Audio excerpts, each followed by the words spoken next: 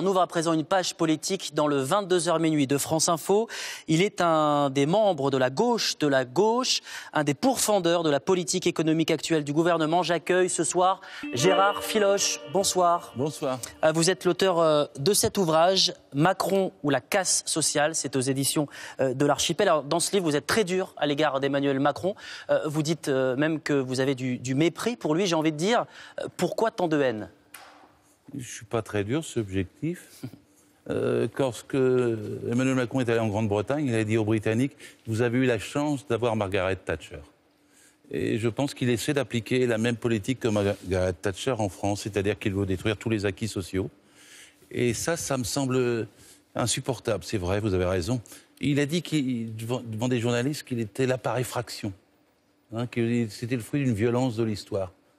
Et il dit aux Français, je vais réformer, vous êtes hostile aux réformes, mais je vais le faire quand même.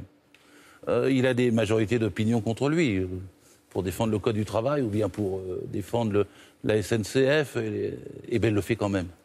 Et il le fait pour qui ? L'opinion n'est pas vraiment favorable à la réforme, ne soutient pas les cheminots dans leur lutte contre Ce qui est important, c'est de soutenir la SNCF, c'est notre grand service public.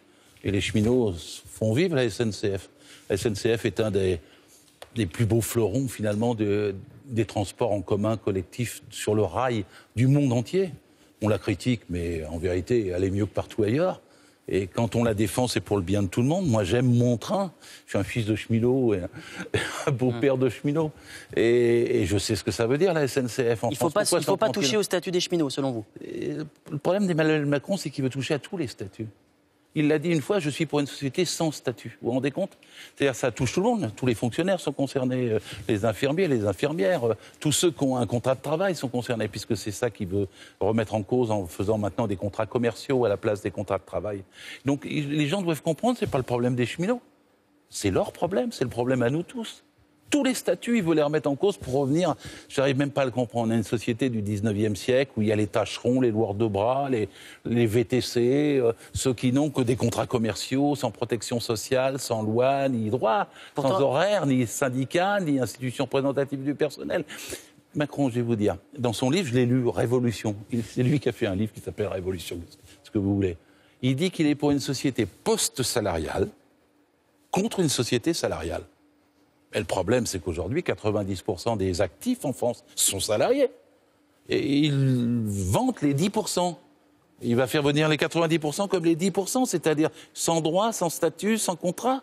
Alors, c'est une destruction de notre société, ça. Dans ce livre, vous êtes très critique à l'égard de la loi El Khomri, à l'égard également des ordonnances de travail. Mais qu'est-ce que vous proposez concrètement pour réduire le chômage en France ? Mais le contraire de ce que fait Macron, je vais vous le dire. D'abord, il faut réduire la durée du travail au lieu de l'allonger. Parce que vous avez aujourd'hui 6 millions de personnes qui travaillent 60 heures et 6 millions qui ne travaillent pas du tout. 6 700 000 chômeurs, c'est pas rien. Il faut passer une semaine de 32 heures et un jour, ça sera 28 heures et même 24 heures. Quand on est passé aux 35 heures, ça n'a pas vraiment fonctionné. Mais si, monsieur. Les 2 premières années. Mais non, monsieur, 450 000 à 500 000 emplois de plus. Et écoutez, même Fillon, quand il était candidat, vous vous rappelez, il disait, je vais supprimer entre 35, on va faire venir les fonctionnaires à 39 heures et ça fera 500 000 emplois. Donc il y a bien 500 000 emplois quand on passe entre 39 et 35. Même Fillon le disait. Et si je peux me permettre, il est évident qu'en réduisant la durée du travail et en la contrôlant, on répartira le travail. Le travail, c'est fait pour être partagé. Sinon, on est dans une société sauvage. Et alors après, il faut prendre des mesures contre la précarité au lieu de l'encourager. Les amis de M. Macron, c'est Uber et compagnie, c'est-à-dire tous ceux qui payent plus. Mais en vérité, il faut protéger, il faut augmenter le SMIC, il faut baisser les dividendes, il faut encadrer pour pouvoir redistribuer le travail à une société de progrès. Mais c'est une société de recul. Je voudrais qu'on évoque le Parti socialiste, dont vous avez été exclu au mois de novembre, exclusion que vous contestez. Olivier Faure va devenir de nouveau patron du parti. C'est l'homme de la situation pour redresser le PS, selon vous ? Ben non. L'homme de situation, il ne pourrait exister que s'il était né d'un débat démocratique qui tire le bilan du quinquennat de François Hollande. Mais si la gauche est dans cet état aujourd'hui, c'est à cause du catastrophe qu'a été le quinquennat de François Hollande. C'est le pire quinquennat en 100 ans d'histoire de la gauche.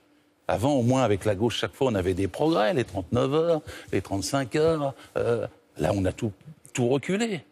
François Hollande a même défait les 40 heures de Léon Blum, il a défait le Code du travail, un siècle de droit du travail. Donc ça a été une catastrophe. Donc le PS paye le prix, il a perdu cette élection alors qu'il avait tout en main au début.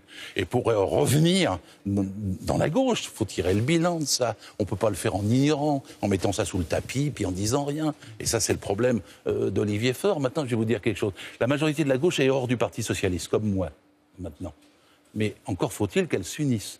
Parce que si c'est une mosaïque entre la France insoumise, Génération, la gauche démocratique et sociale, etc., ça restera une mosaïque. Moi, je suis pour l'unité, comme ça s'est fait le 22 mars dernier. Il y a eu un communiqué de 12 organisations. Et on va se réunir encore mercredi prochain. Les 12 organisations, pour essayer de faire une gauche unie qui apporte une autre solution que celle qui a si lamentablement échoué avec François Hollande. Merci beaucoup, Gérard Filoche. Macron, la casse sociale, à cette audition de l'Archipel. Merci beaucoup. C'est moi qui vous remercie, monsieur.